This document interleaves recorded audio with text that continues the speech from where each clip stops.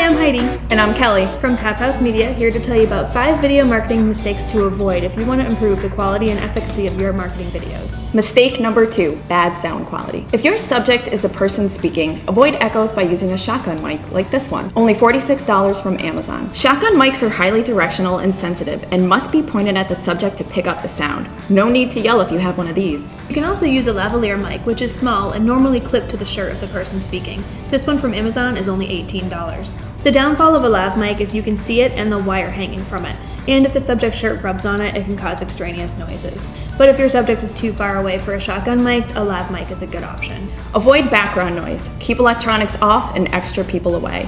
And even watch out for heating and cooling systems because the camera can pick up on those sounds. Did you miss mistake number 1? Check it out here and stay tuned for video marketing mistake to avoid number 3. And check us out at taphousemedia.com.